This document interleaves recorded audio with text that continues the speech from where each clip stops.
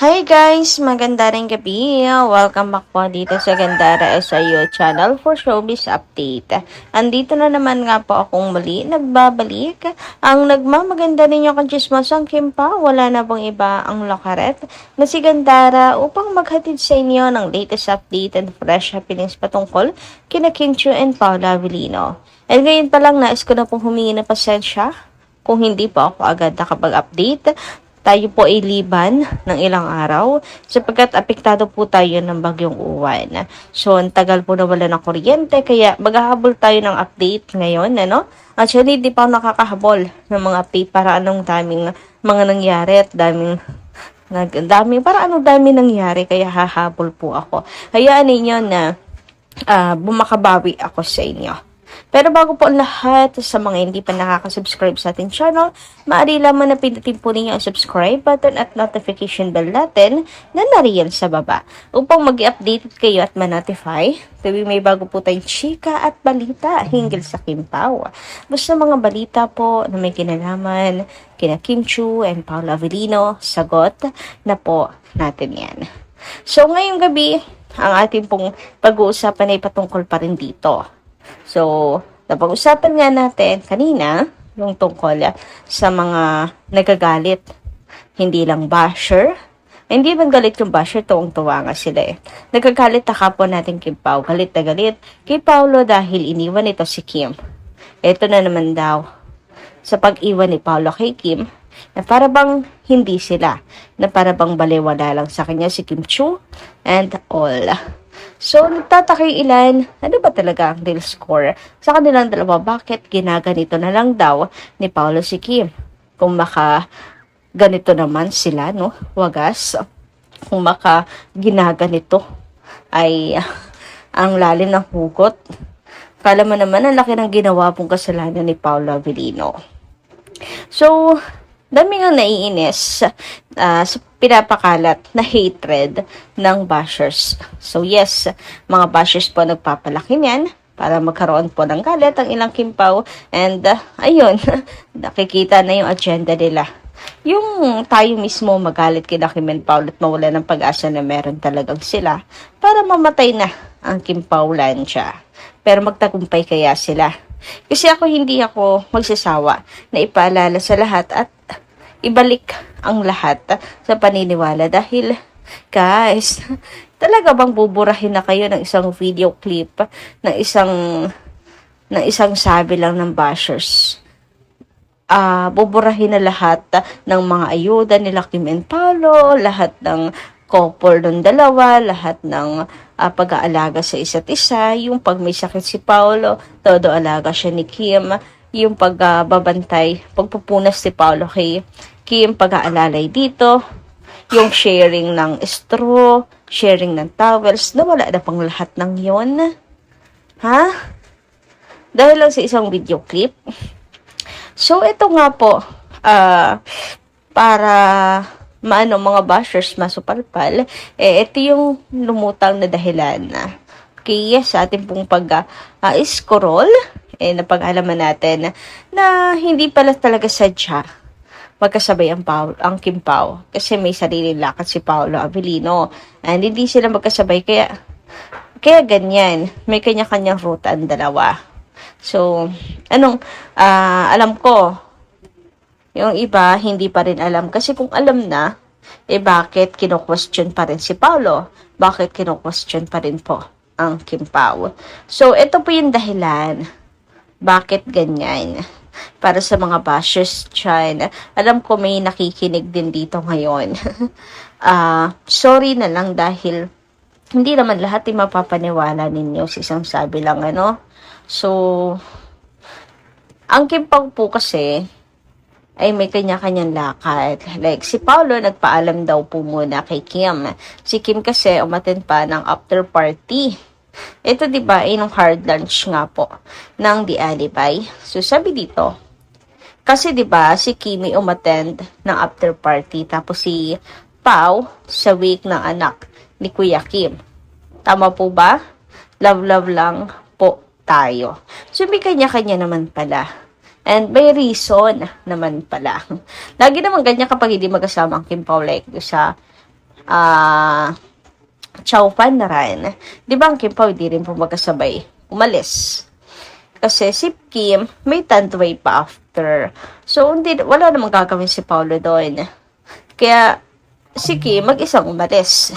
So, mag-isa lang, hindi sila sabay. Kapag hindi sabay ang Kim Pao, may reasons. May lakad ang isa, or si Kim, or may lakad si Paolo. Yun lang naman ang reasons nun. Kaya sa mga kakimbaw natin, lagi yung tatandaan na pag hindi magkasabay ang Kim Pao, umuwi man, ganyan, lalo na kapag umuwi, ibig sabihin may kanya-kanya panlakad after po yung Kim Pao, no? So, hindi lang naman isang beses siyang nangyayari. Basta hindi magkasama or magkasabay umuwi, may kanya-kanya panlakad na importante yung Kim Pao. So, sana maayos at masagot na lahat. Saka para hindi na rin kayo magalit kay Paolo na para bang anong laki ng nagawang kasalanan ni Paolo Avellino. Anyway, sabi nga dito, kitid ng utak ng mga utak. May kasabihan kasi na small minds or makitid ang utak talk about people, mahilig manghusga. While arranged minds discuss about events and great minds discuss about ideas. Kaso buhay ng iba, yung laging buhay ng iba yung laging topic ng mga bashers. So, nasan sila doon? Nandun sila sa makikitid ang utak. Tapos tayo, pinag-uusapan natin mga events ng Kim Pao. So, doon tayo sa average minds. Tapos yung mga mains natin, yung mga admins ng Kim Pao, sila yung nagdi-discuss naman, dinidiscuss lagi nila ideas, paano magpo-promote ang Kim Pao, paano po-promote ang The Alibi. So, nasa great minds sila. Diba, ang layo? Nasa small minds sa mga bashers. Hay, nako, wag natin level yung sarili natin sa kanila. Samantala, sabi naman dito, alam niyo mga sisi, kung ang mga bashers papansinin ninyo, papangit lang kayo at tatanda. Ang sabi nga nila, nagpapapansin para makakuha sila ng mga flowers or powers para kumita sila. At least sa mga Kim Pao, mayroon silang pakinabang. Sila, may makukuha ba tayo sa kanila? Wala, kundi inggit at mapapangit na salita maririnig natin. Kaya relax lang at enjoy tayo mga Kim Pao. I love you, Kim Pao. Oo nga, no? Tama yan. Yung mga bashers, may makukuha sila sa atin. Followers, saka, kikita sila sa atin. Lalo na kung patol tayo ng patol. Pero tayo, may makukuha ba sa kanila? Kayo, may makukuha ba kayo sa kanila? Wala, di ba? Wala, stress lang ang makukuha niyo sa kanila.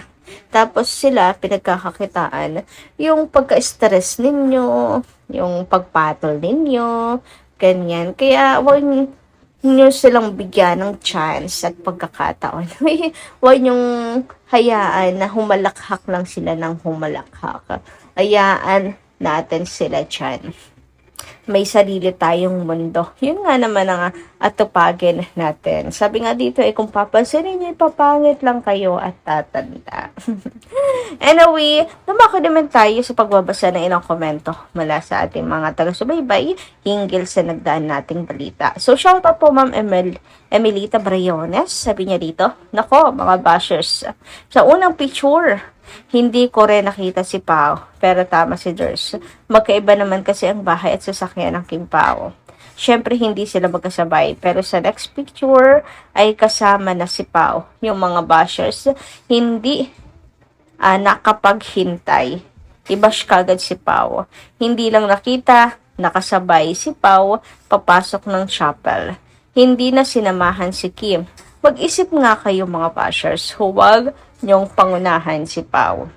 So, bukod pa pala dyan sa event ng Kim Pao sa hard lunch, meron pa dun sa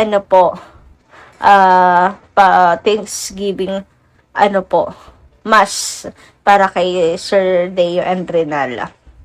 Direct. May hanash pa din yung iba na kasi hindi magkasama. Kaso lumabas yung katotohanan na magkasama nga ang Kim Pao. So, paano? Ngangi. Lagi na lang silang supalpal.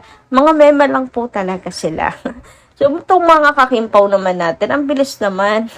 Ang bilis naman mainis, ang bilis mainis kay Paolo, magalit kay Paolo, ang bilis maniwala sa sabi-sabi ng mga bashers.